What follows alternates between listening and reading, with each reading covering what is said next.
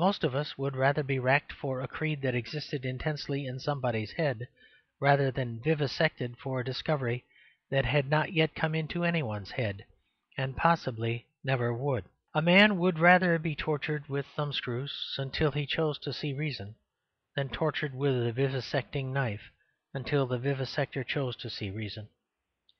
Yet that is the real difference between the two types of legal enforcement. If I gave in to the Inquisitors, I should at least know what creed to profess. But even if I yelled out a credo when the Eugenists had me on the rack, I should not know what creed to yell. I might get an extra turn of the rack for confessing to the creed they confessed quite a week ago. Now let no light-minded person say that I am here taking extravagant parallels, for the parallel is not only perfect but plain.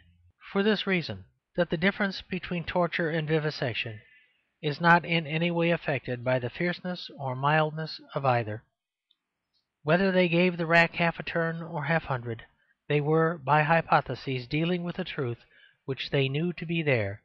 Whether they vivisect painfully or painlessly, they are trying to find out whether the truth is there or not.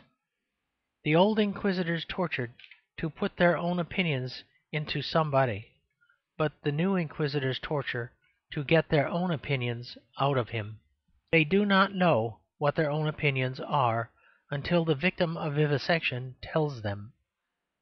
The division of thought is a complete chasm for anyone who cares about thinking.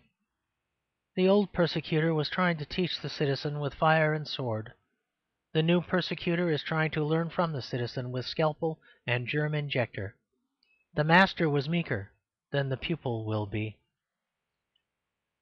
I could prove by many practical instances that even my illustrations are not exaggerated by many placid proposals I have heard for the vivisection of criminals, or by the filthy incident of Dr. Neisser.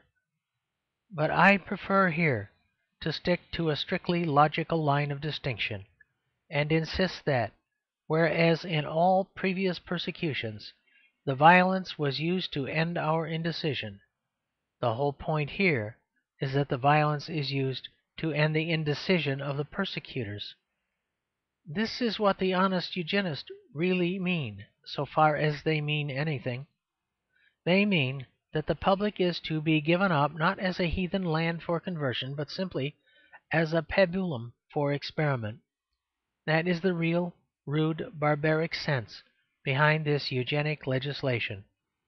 The Eugenist doctors are not such fools as they look in the light of any logical inquiry about what they want.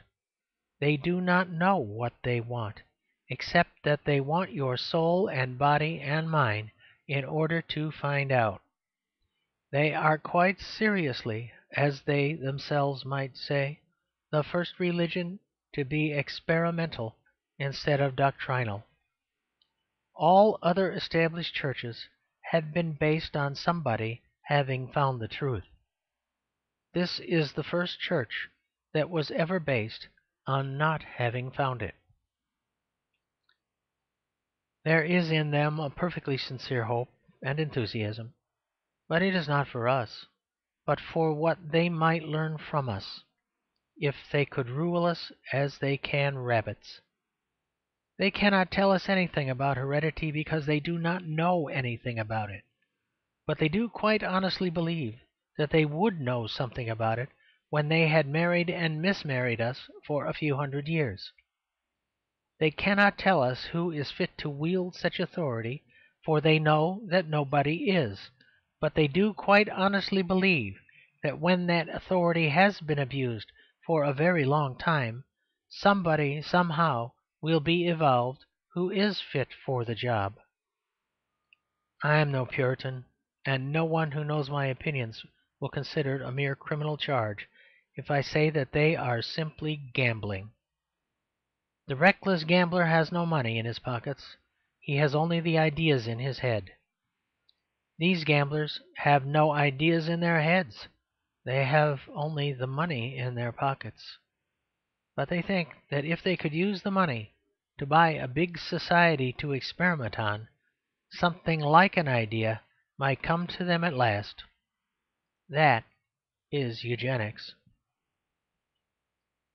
I confine myself here to remarking that I do not like it. I may be very stingy, but I am willing to pay the scientist for what he does know. I draw the line at paying him for everything he doesn't know. I may be very cowardly, but I am willing to be hurt for what I think or what he thinks. I am not willing to be hurt or even inconvenienced for what he might happen to think after he had hurt me.